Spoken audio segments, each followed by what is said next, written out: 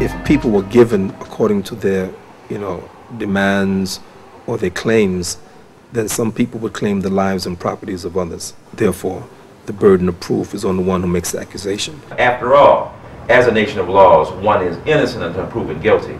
And the reality is that he's already been judged in the court of common opinion, predicated upon those conservative theological and social beliefs, as already being guilty by virtue of his past record of being able to speak truth to power in regard to the police. I think Imam Jamil al-Amin is a double victim. On the one hand, there is evident racial profiling in this country. And unfortunately, a system which has all the trimmings of justice, it doesn't always manifest itself very effectively as such. And on the other hand, he's also a Muslim. So you have this double problem of being a Muslim, and you already have this negative perception created by the media, and then a Muslim leader, and then a Muslim leader with a revolutionary past.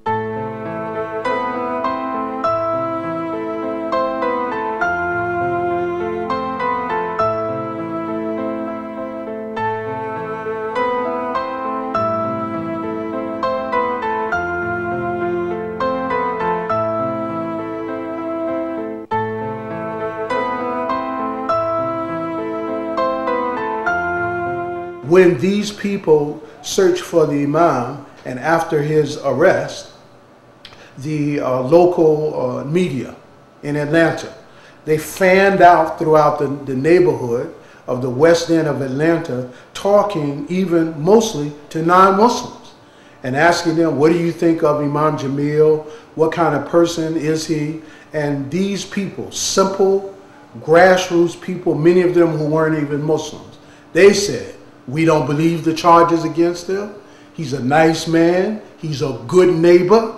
He's organized not just for the benefit of Muslims, but for everybody. We respect him. Our elders respect him. Our children love him. We don't believe this.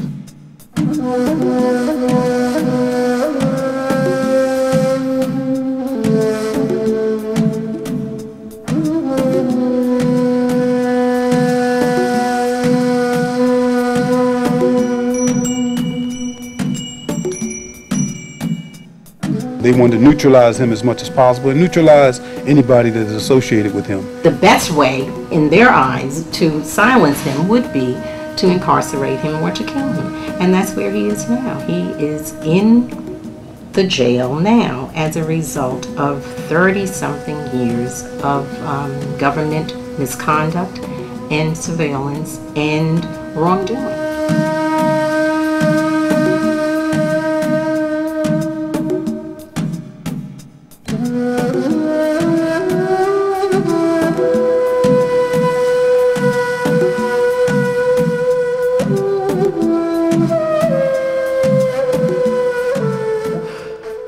Fortunately, the time has been an ally to us in terms of the truth about this matter beginning to surface.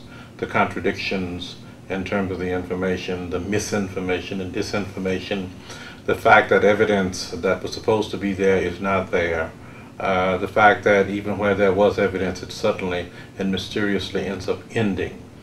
Those were the pressures that we faced in the beginning of trying to humanize him, where the press had completely dehumanized him. If justice is not served and the trial does not go well, then Imam Jamil will be in the exact same position as Mumia. That's to say, sitting on death row awaiting capital execution. And we want to make sure that that doesn't happen. It is a case that is worthy of support because, they want to take his life.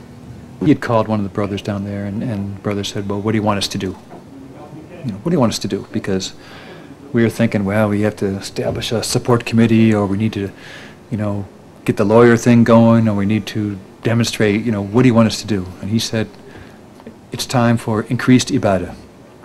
Increase your fasting, increase your salat, increase your dhikr, because it's going to be a time of problems, and we have to increase our ibadah.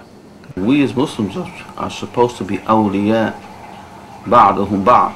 We are supposed to be supporters and protectors of one another. And so we just have to stand up. We should do everything possible to have his legal defense, and I would urge Muslims to contribute, all people of peace and all people of justice, they should contribute towards that. The brothers and sisters of this country need to assist Imam Jamil, because when assistance was needed for the Palestinian issues, the Sudanese issue, the Bosnian issue, Imam Jamil was on the forefront in helping these people. Even before he became Muslim, Imam Jamil used to speak out against the Israelis' actions in Palestine. This was in the early 60s. He dared speak out and do things to improve the condition of a people, and was persecuted as a result of that.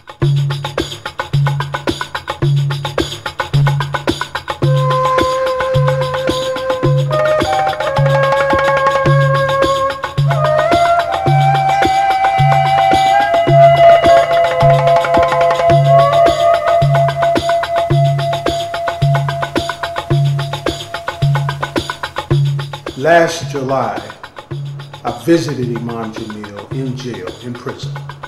And he said to me, he said, I appreciate all of the work and the effort that people are putting towards helping me. He said, and I need their help. He said, but really, this is not about me. He said, this is about Islam and Muslims in America, and it's about elevating the level of our struggle as Muslims in America. We are not motivated in that sense that we begin to believe that struggle is based upon an effort to be free. We understand that the motivation for struggle is to correct the wrongs. For Allah subhanahu wa ta'ala has cast truth against falsehood, and He says, verily, falsehood is vanquished. Truth smashes the brains out of falsehood. Truth smashes the brains out of falsehood.